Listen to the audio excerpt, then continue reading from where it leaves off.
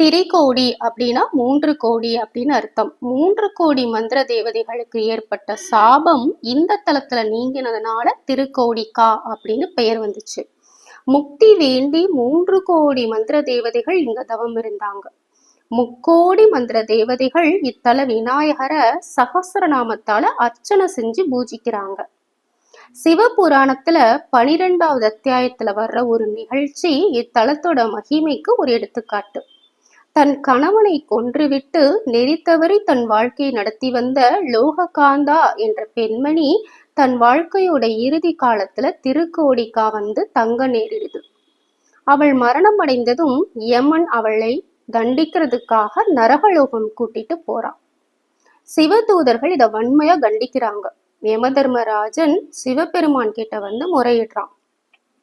உடனே சிவபெருமான் சொல்றாரு, என்னோட தலமான திருக்கோட்டிக்கா தலத்தோட சம்பந்தப்பட்டவங்களை தண்டிக்க கூட யாருக்கும் அதிகாரம் இல்லை அப்படின்னும், இங்க வந்தவர்களை யமன் கண்ணெடுத்தும் கூட பார்க்க கூடாது அப்படின்னும், இந்த திருக்கோடிக்கா என்ற ஒளிய காதால கேட்டவங்களை கூட தண்டிக்க யமனுக்கு உரிமை இல்லை அப்படின்னும், அந்த மண்ணை மிதிச்சவங்களை யமன் நெருங்கவே கூடாது அப்படின்னும் கட்டளையிடுறாரு. லோககாந்தா என்ற பெண்மணி இத்தலத்துல வாழ்ந்ததுனால யமனிடமிருந்து விடுபட்டு பின் முக்தியும் அடைகிறார்.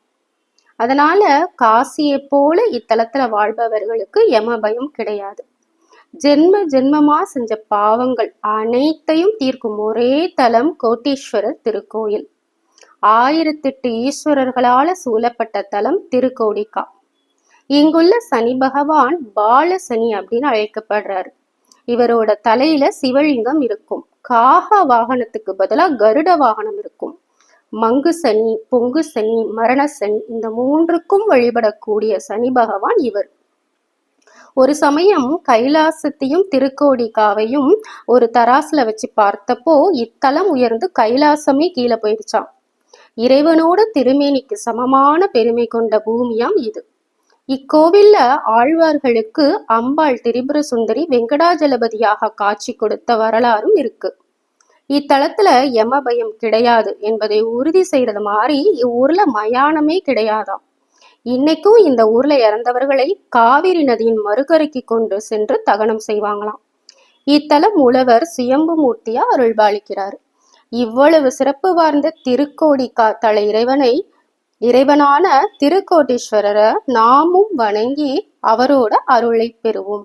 நாளை மற்றொரு தேவாரப்பட்ட ஸ்தலத்தோட ஸ்தல வரலாறு என்னன்னு பார்ப்போம். ஓம் நம சிவாய.